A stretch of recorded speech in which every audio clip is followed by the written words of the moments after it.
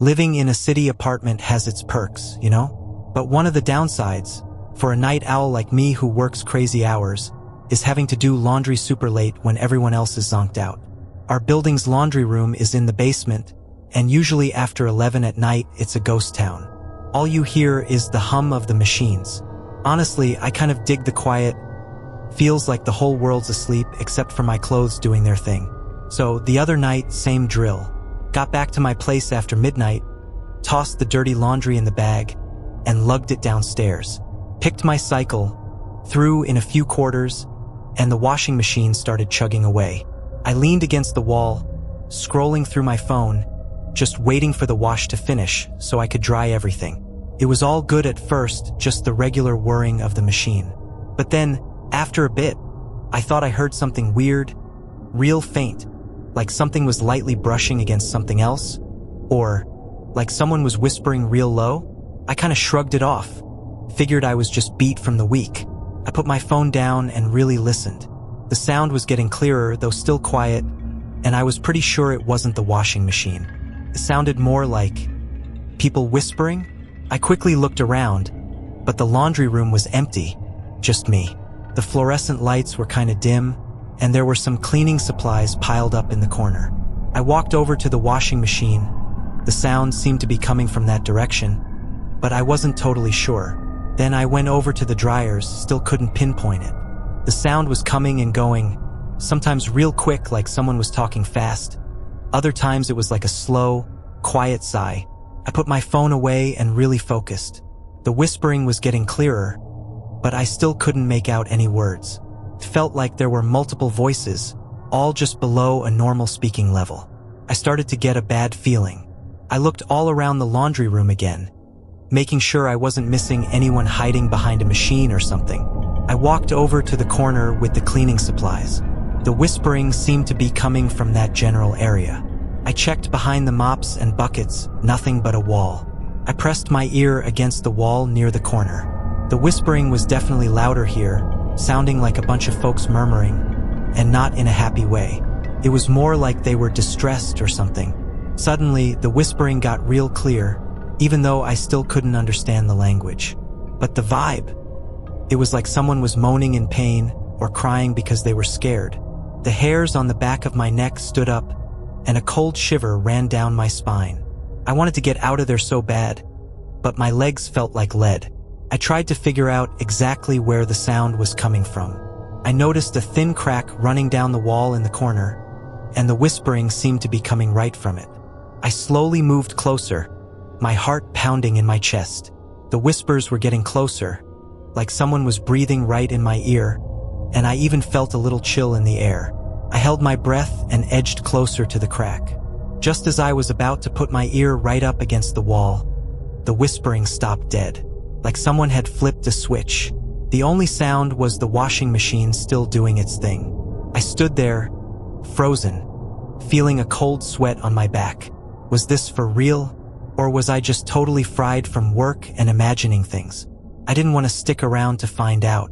I spun around and bolted out of that laundry room, practically tripping over myself to get back to my apartment.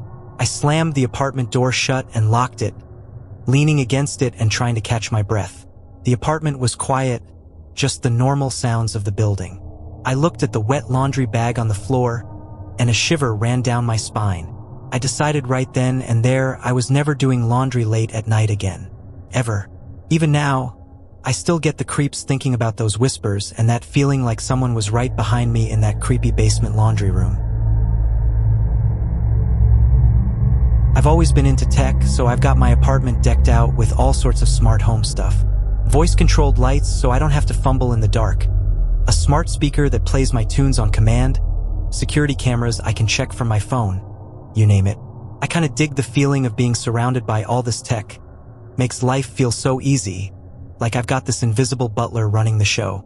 The other night, I was chilling on the couch, totally engrossed in a show, when the living room lights suddenly dimmed for a split second, then went right back to normal. I blinked, figured it was just a power flicker or something, didn't really think much of it. But then, not long after, the lights started acting weird, flickering on and off like a bad connection. I got a little confused. So I told my smart speaker, "Alexa, set the living room lights to normal brightness." The speaker paused for a sec, then replied in this kind of delayed voice, "Okay." But the lights didn't change, still flickering like crazy. I grabbed my phone and checked the smart home app, but everything looked normal in the settings. I even tried adjusting the brightness manually, but the slider on the app was jumping around on its own. That's when I started to get a weird feeling. I turned off the TV, figuring I'd just reboot the smart light bulbs. That's when I noticed it felt kind of chilly in the apartment. I actually shivered a little. I checked the thermostat on the app, and it had somehow been set way down low, and I couldn't even adjust it back up. I told Alexa, "Alexa, set the temperature to 75 degrees. The speaker didn't respond at all, and the apartment just kept getting colder. Then, out of nowhere, the smart speaker just turned on by itself, blasting this awful static noise like radio interference. Totally startled me. "Alexa, turn off, turn off," I yelled, but the speaker just kept blaring that annoying sound. I got up and yanked the power cord out of the smart speaker. Finally, silence. I breathed a sigh of relief, thinking maybe the system had just glitched out. That's when my phone buzzed with a notification from the smart home app, a motion detection alert from the living room camera. I opened the app and checked the live feed. Everything looked normal, the living room was empty. I was confused. There was definitely no one moving around in there. I switched to the recorded footage and rewound a few minutes. Right when the lights started flickering, I saw the camera in the corner of the living room subtly pan over towards where I was sitting on the couch, then slowly move back to its original position. My heart skipped a beat. I felt like I was being watched.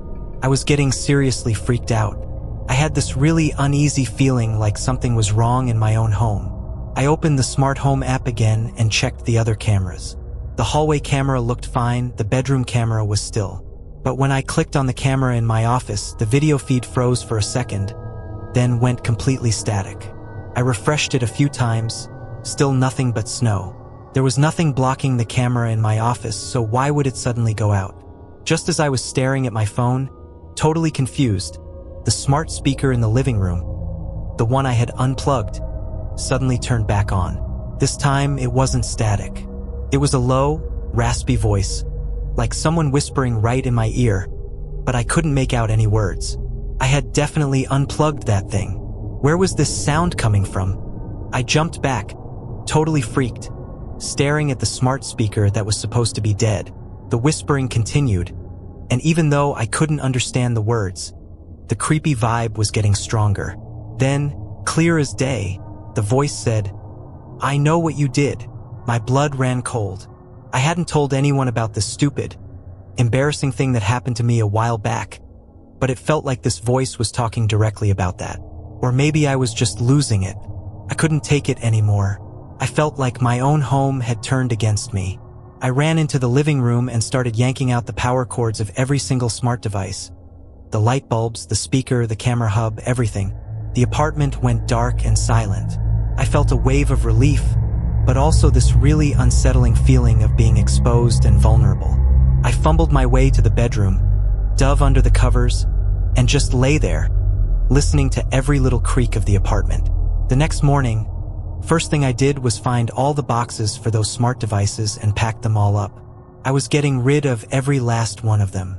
As I was carrying a box full of the stuff out to the trash and closed the lid, my phone buzzed with a notification from the security camera app, the one for the unplugged camera in my office. It was a single, still image from the night before, my office looking empty, except for this faint, unidentifiable dark figure standing in the corner, staring right at the camera. I'd been in this new rental for about a week, and things were mostly going smoothly. The place was a little older, but it got great light, and I really liked this big, antique standing mirror the landlord had left in the bedroom. It was huge, almost took up a whole corner. The frame was this dark wood with all these old, kind of creepy carvings, and the mirror itself was pretty old too.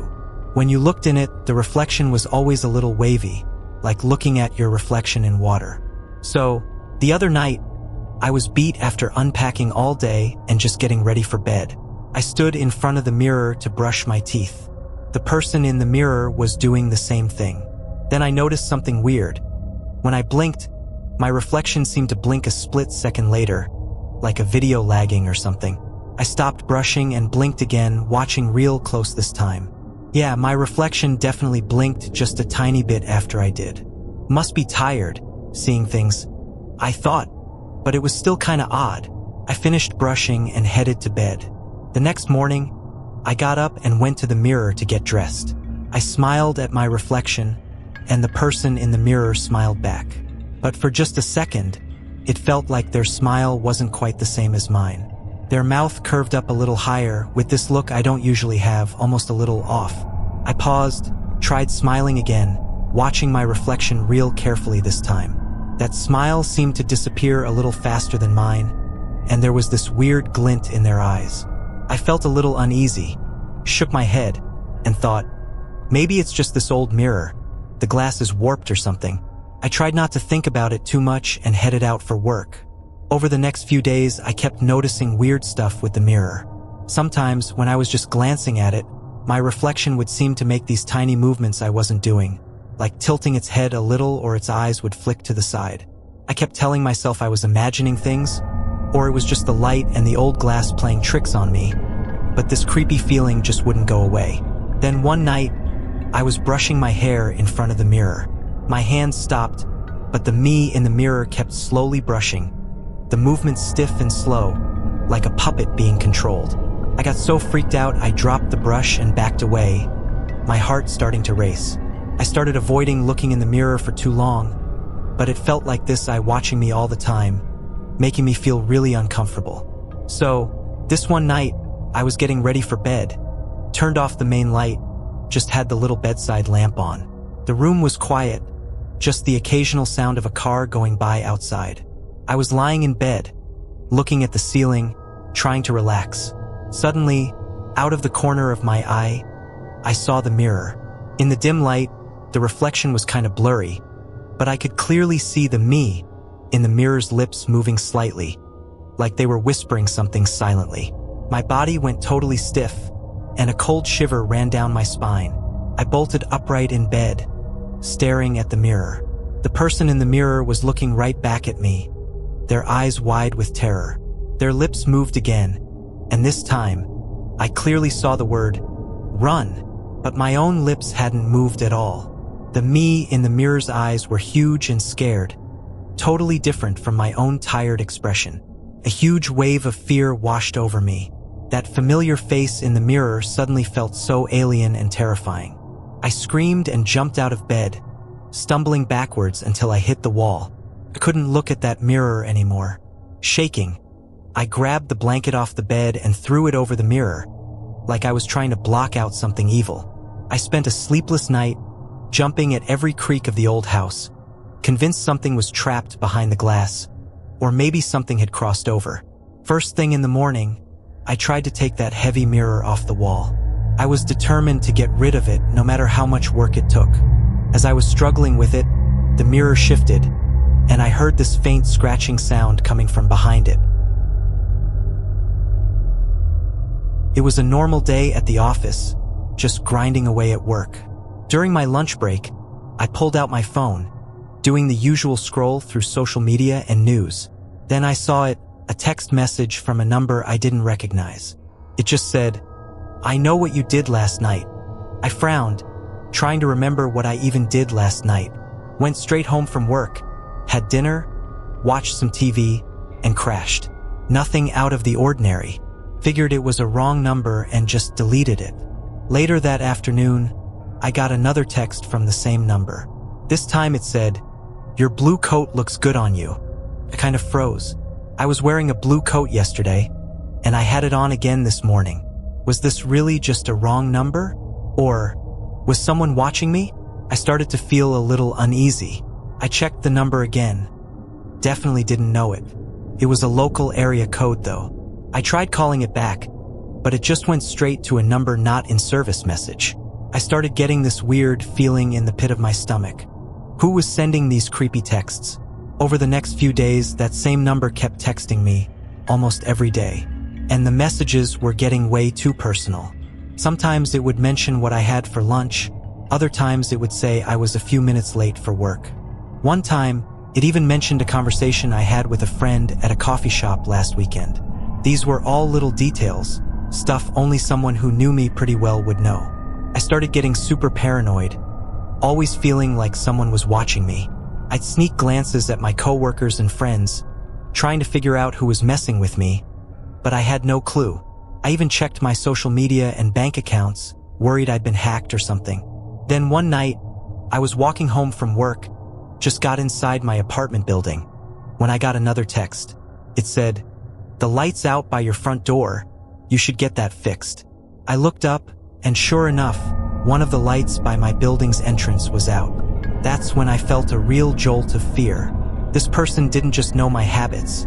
They knew where I lived, and they were definitely keeping tabs on me. I hurried up to my apartment, locked all the doors and windows, and drew the curtains. I sat there with my phone in my hand, staring at the screen, terrified of what message might come next. It wasn't long before my phone vibrated again. Same unknown number. This time, there was a picture attached. I hesitated for a second, then nervously tapped on it. The picture was of me, sitting on my couch in my own living room. It was taken from outside my window, and you could clearly see me reading a book. The text with it just said, "You look tired. Get some sleep." My mind went blank. A huge wave of terror washed over me. This person was right outside my window. They had been watching me the whole time. I jumped up and ran to the window, yanking open the curtains, but it was just the dark night outside, the only light coming from the street lamp. I immediately called the cops and told them everything. They took down my information, but since there wasn't a direct threat or any idea who was sending the texts, there wasn't much they could do. They just told me to be careful. The texts kept coming, though every now and then always mentioning some detail about my day, like this person was still right there, watching my every move. I changed my phone number, but it wasn't long before the texts started up again on the new number. I even moved apartments, but after a few weeks, the creepy messages started showing up again. I started getting more and more anxious, living in this constant state of being watched. I didn't know who this person was or what they wanted, but I could feel them, like this invisible ghost always lurking around me, someone I just couldn't shake. The last text I got was about a month later. It just said, "Good night." That night, I couldn't sleep. I just lay in bed, staring at the ceiling, feeling like there were eyes in the dark, always watching, never stopping. It was another late night, and I was sitting at my desk in my home office, staring at the video conference screen. With team members scattered across different time zones, these late-night meetings had become the norm for me. I rubbed my tired eyes, adjusted my headset, and got ready for our team discussion. The faces of my colleagues popped up on the screen, all looking a little bleary-eyed. The meeting started, and we went through the usual updates and project progress. Everything seemed pretty standard. About 20 minutes in, it was Sarah's turn to give her update. Sarah's in another time zone, and her background usually looks pretty simple, just a window and a white wall. As she was talking to the camera, really focused on her presentation, I happened to notice something flicker in the hallway behind her. It was just a quick flash of shadow, like a breeze had blown through, and I blinked, thinking I just imagined it. But over the next few minutes, I kept glancing at Sarah's video feed, and I couldn't shake the feeling that something was moving in that hallway behind her. The lighting was dim, so I couldn't make out exactly what it was, but those fleeting dark shapes were starting to make me uneasy. Sarah kept going with her presentation, her voice sounding totally normal, like she hadn't noticed anything behind her. I tried to focus on what she was saying, but my eyes kept drifting back to her background. Then, all of a sudden, a pale hand slowly reached out from around the corner of the wall behind Sarah. It looked really thin, with long fingers, and it stood out starkly in the dim light. The hand just hovered there for a second, then slowly pulled back out of sight. My heart skipped a beat, and this really unsettling feeling washed over me. I quickly unmuted myself, wanting to tell Sarah to watch out behind her. But just as I was about to speak, another colleague jumped in with a question about the presentation, cutting me off. I had to mute myself again, still watching Sarah's feed like a hawk. I saw the shadows behind her getting more frequent now, sometimes just a quick flash. Other times they'd linger for a moment, like something was hiding in the dark, watching Sarah. I tried to unmute myself again to warn her, but it seemed like my voice was getting lost in the other colleagues' discussion. I even started typing a message in the chat. "Sarah, there's something behind you?" But I hesitated, then deleted it, worried I was just being paranoid. What if it was just her pet or something? Sarah was still totally focused on her slides, completely oblivious to what was happening behind her. I stared intently at her video feed and saw this blurry, tall, and gaunt figure slowly emerge from the depths of the hallway, silently standing directly behind Sarah. The figure's head was bowed, its face hidden in shadow, so I couldn't see any features, but just its presence there sent a shiver down my spine. My palms started sweating, and I wanted to yell out a warning to Sarah, but my throat felt like it had closed up. I couldn't make a sound. I frantically clicked on the mute button, wanting to unmute myself, but my computer seemed to freeze for a second, not responding. The figure leaned closer to Sarah, almost touching her. Sarah seemed to sense something was wrong. She frowned slightly, paused her presentation, and then started to turn her head to see what was behind her. Just as she turned, her video feed froze, and then the whole meeting interface showed, "Sarah has disconnected." The meeting room went silent, except for the other colleagues' confused voices. "What happened to Sarah? Looks like her internet went down. Did anyone else see something behind her just now?" Someone else said, sounding unsure. "Maybe it was just the lighting." I frantically tried to reconnect with Sarah, but her name was gone from the participant list. I messaged her, called her, but there was no response. The other colleagues said they couldn't reach her either. That figure I saw behind Sarah, and that look of confusion on her face just before her feed cut out, kept replaying in my head. The more I thought about it, the more freaked out I got. That figure behind Sarah definitely wasn't just a lighting issue. Felt too real, too menacing. I don't know what happened to Sarah, but I have this really bad feeling that we all witnessed something truly terrifying during that late-night meeting, and I was the only one who saw it clearly, completely helpless to do anything. I've always been a sucker for old stuff, especially old photos. There's something about holding a piece of the past in your hands, you know? So, I was killing some time last weekend, browsed through this dusty little antique shop downtown. It was crammed with all sorts of odds and ends, from old furniture to vintage records. I was digging through a box of old black and white photos when one in particular caught my eye. It was a group shot of maybe 6 or 7 people, all dressed in clothes from way back, standing in front of this big, kind of creepy-looking old house. The photo was all yellowed and the edges were a little frayed, but the people in it were still pretty clear. The people in the photo all had these serious expressions, staring straight at the camera. My gaze kept going back to this little girl in the center of the group. She was wearing this white dress, her hair was all done up, and she wasn't smiling, but her eyes. They were so bright and they were staring right at the camera, like they were looking right through the photo at me. There was this weird intensity in her eyes, something that felt way beyond her years, and just a hint of coldness that made me a little uneasy. I picked up the photo and looked closer at the little girl's face. Her eyes were big and her pupils were dark, like they could just suck you right in. Everyone else's eyes in the photo seemed a little unfocused or distant, but hers were locked right on, like she was watching me. I ended up buying the photo. It was cheap. When I got back to my apartment, I put it on my desk, and every now and then, I'd glance over at it. That little girl's eyes always drew me in, and I couldn't shake this feeling of being watched. Her gaze felt like it was piercing right through the photo, following me around the room. No matter where I went, I felt like her eyes were on me. I tried searching online for the house in the background of the photo, but I couldn't find anything.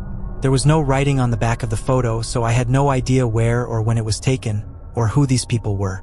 It just made the whole thing even more mysterious and a little creepy.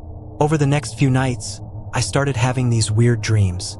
I'd dream I was in that old house from the photo, and everything was dark and silent. I could always sense this little girl watching me from some corner.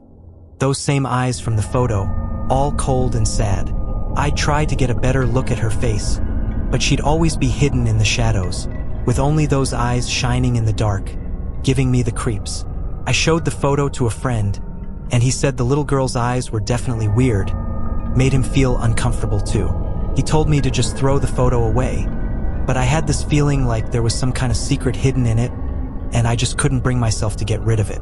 Then one night, I took out the photo again and looked at it real close under my desk lamp. I noticed something I hadn't seen before. The little girl in the photo, her hands were clasped in front of her, and she seemed to be holding something. The photo was a little blurry, so I hadn't noticed it before. I grabbed a magnifying glass and looked real close at her hands. Through the magnifying glass, I could see that the little girl's right hand was tightly clutching a small knife. The tip of the blade was pointing down, and you could just see a tiny glint of light reflecting off the edge. My heart skipped a beat, and a cold shiver ran down my spine. A little girl that young, holding a knife? What kind of secret was hidden behind those eyes? I looked back at the little girl's eyes, and this time, I noticed something even more unsettling. Everyone else in the photo, their eyes were a little blurry, like they blinked or moved slightly when the picture was taken. But the little girl's eyes were crystal clear, like she hadn't blinked at all when the shutter clicked. A gaze that never blinked, a small knife clutched in her hand, and that creepy old house. I suddenly felt this huge wave of fear, like this photo was holding some kind of ancient, evil spirit. I couldn't handle the creepy vibes that photo was giving me anymore. I decided I had to get rid of it. I tried to rip it up, but the photo was weirdly tough, wouldn't tear at all. I grabbed a lighter to burn it, but the flame just kept going out like there was some kind of wind blowing on it. I felt totally helpless. Did this photo have some kind of curse on it? I finally decided to bury it. I went out to my backyard, dug a deep hole, carefully placed the photo inside, and covered it up with dirt. I felt a little better when I went back inside, but that night, I had another dream. I was standing in front of the house from the photo, and everything was all foggy. The little girl from the photo slowly walked out of the house towards me, her eyes still ice cold and empty, and she was still holding that small, dark thing in her hand. This time, there was this creepy little smile on her face.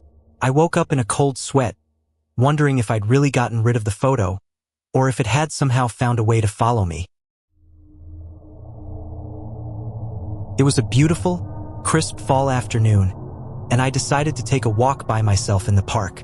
The leaves were all golden and red, crunching under my feet. There was this really peaceful vibe. The air smelled like dirt and leaves. It was really nice. I was just strolling along this quiet little path, enjoying the peace and quiet. There were some empty benches along the way, just a few leaves scattered on them. As I walked past one of the benches, I happened to glance underneath it and saw something glinting in the leaves. I bent down, moved the leaves aside, and found this small, heart-shaped silver locket. I picked up the locket and looked it over. It looked pretty old, a little tarnished, but you could still see it was really delicate. There were these tiny carvings on the front, and it looked like it could open up. I fiddled with it for a second and managed to pop it open. Inside, there were two tiny, faded photos, one of a young woman with these really sad eyes, and the other of a baby sleeping. I felt this pang of sadness. This locket must have been really important to someone. I decided to take it home with me. Maybe I could find the owner online or through the park office. When I got back to my apartment, I put the locket on my desk. That night, I had this really weird dream. I thought I heard a woman whispering, her voice real soft and low, and it sounded like she was crying a little. I tried to hear what she was saying, but it was all broken up. I couldn't really make it out. I woke up the next morning feeling kinda tired, like I hadn't slept well. I figured it was just from walking around the park all afternoon. Didn't really think too much of it. But then, from that day on, I started noticing these little things happening around my apartment. Like books on my desk would be moved a little, or I'd hear my closet door creak open by itself in the middle of the night. At first, I thought I was just being jumpy, or maybe it was just the old building making noises. But then one night, I was watching TV in the living room, and I suddenly heard this faint baby crying. It was real quiet, but super clear, like it was right there in the room with me. I got so startled I turned off the TV and listened real close, but the crying stopped, and it was just the silence of the TV screen going dark. I started to get this uneasy feeling, like maybe this locket had brought something bad with it. I took out the locket again and looked at the pictures. The woman in the photo looked even sadder than before, and the baby's face, in the dim light, looked kind of pale and creepy. I flipped the locket over and noticed there were these tiny little letters engraved on the back. I found a magnifying glass and squinted at them. It was this little line of English: "Never forget." My heart skipped a beat. What did "never forget" mean? Just as I was staring at those words, my mind flashed back to this image. A young woman holding a baby, standing by a rushing river, her face all twisted up in despair. I even heard this faint whisper of a lullaby. I realized the woman in the locket must have lost her baby, or something even more awful had happened. The weird stuff in my apartment started getting worse, the crying in my dreams got louder, and I started seeing these quick shadows out of the corner of my eye. I had this really strong feeling that the locket was somehow connected to all these unsettling things. I decided I had to take it back to the park and leave it where I found it, hoping to break whatever connection it had to me. So, the next day, I went back to the park and put the locket down on the ground near where I'd first seen it, covering it with the fallen leaves. As I was walking away, I heard this faint whisper on the wind, a woman's voice softly singing a lullaby. I turned around, but the locket was gone. I felt this sense of peace wash over me, but I couldn't shake the feeling that I'd been briefly touched by some tragedy from the past, carried by this small, lost locket.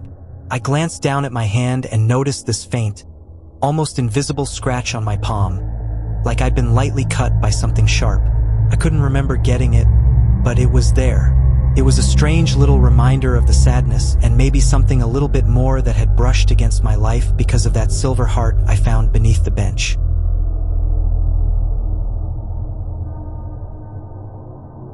Living on the 7th floor of an older apartment building, you get used to the elevator being a little temperamental. It's slow, makes weird noises, the whole 9 yards. So, after a long day at work, dragging myself back home around 11, I wasn't exactly thrilled when I saw the elevator was on the 1st floor. Hope it doesn't pull any of its usual stunts tonight, I muttered to myself. It's usually safe, just kinda unnerving when it decides to take a break between floors for no reason. The doors finally creaked open, revealing an empty car smelling faintly of mildew, as usual. I hopped in and hit the button for the 7th floor. The doors slowly slid shut, and the elevator started its climb, chugging along at its usual snail's pace with that familiar metallic groan. We made it past the 3rd floor, almost to the 4th, when all of a sudden, it just stopped. No warning, just a sudden halt that made me lurch forward a bit. The lights flickered for a second, then came back on, but the elevator was dead still. Oh great, here we go again, I thought. I mashed the open door button, but nothing happened. Tried it a bunch more times, still nada. I tried hitting the other floor buttons, 1, 7, even the emergency stop, but the elevator was totally unresponsive. I sighed, pulled out my phone, hoping for a bar of service in case I needed to call for help. Nope, no service. Figures. The elevator went silent, except for my own breathing. I glanced up at the emergency hatch on the ceiling, hoping for some kind of clue, but it was just dark and dusty. That's when I heard it, a faint scratching sound coming from above the elevator car. Real light, like something was brushing against the metal or maybe a soft scraping. I held my breath and listened closely. The sound came and went, sometimes quick, sometimes slow, almost like an animal crawling around up there. The scratching sound got clearer and louder, like something heavy was being dragged across the roof of the elevator. I started to get a little freaked out. The top floor of the building is empty. Nobody lives up there, so what could be on top of the elevator? Maybe a rat or something, but the sound was too heavy for that. I tried banging on the elevator walls, hoping to get someone's attention, but no response. I looked up at the ceiling again. The dragging sound was still going on, getting closer to right above me. I could even feel a slight vibration through the metal. Suddenly, the dragging stopped. Instead, there was a dull thud, like something soft had dropped onto the roof of the elevator.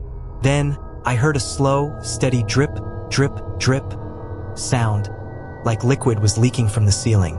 I instinctively looked up at the seams in the elevator roof.